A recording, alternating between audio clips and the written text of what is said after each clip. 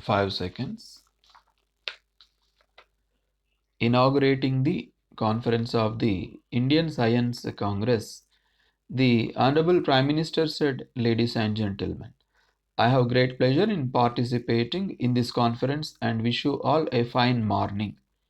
This Congress has very old tradition and the institution in which this function is now held is as old as independent India. The start of the Science Congress was the time of a new beginning in our country. When our nation became independent, it wanted not only freedom for the millions of our citizens but also human development in all walks of life.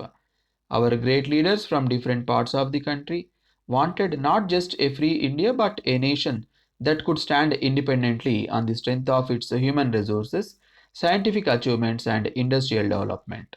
On this occasion, I would like to point out that after this government came into power, we have launched a revolution of empowerment and opportunities in India. You may be aware that we are once again turning to our scientists to realize our goals of human welfare and economic development. I would like to emphasize that the world has progressed because of the human nature to acquire new knowledge and because of our earnestness, eagerness to solve the problems we face. The life of our late President Dr. Kalam is the best example of this. He was a life of great individual achievements, and in addition to that, he had a heart full of compassion and concern for humanity.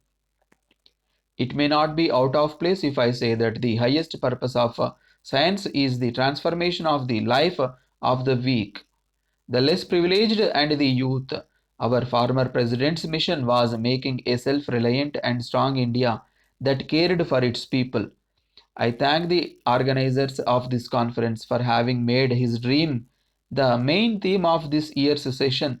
Dr. Kalam and many scientists like him have placed India at the forefront of science and technology in many areas. As you are all aware, our success ranges from the small atom to the large medium of space. We are happy to note that we have enhanced food and health security and we have given hope for a better life to others in the world. On this occasion, I would like to state that as we increase the standard of living of our people, we will also have to increase the scale of our efforts. I think you will be able to appreciate that good governance is not just about policy, equality, and care.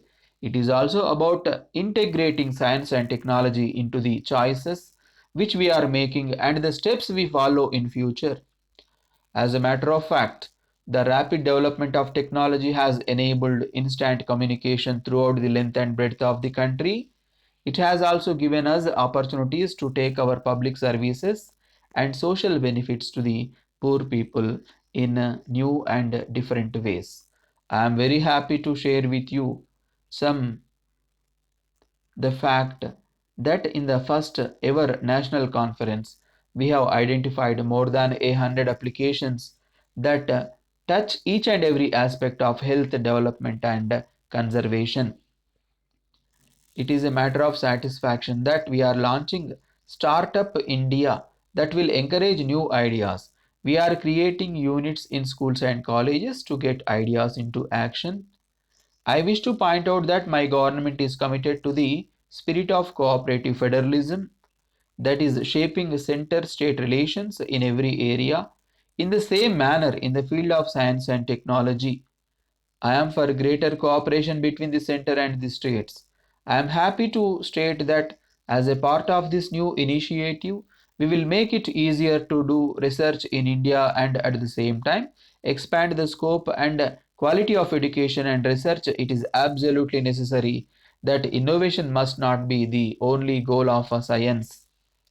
In this connection, I would like to point out that it would not be possible for the government sector alone to fund higher education and research. It has to be seen in the larger extent context of the nation, and the responsibility of the private sector and the academic side is also there. Since we have only limited financial resources, it is necessary that we have to be smart in deciding on our priorities. With these few words, I conclude my speech, wishing this year's conference a huge success. Thank you.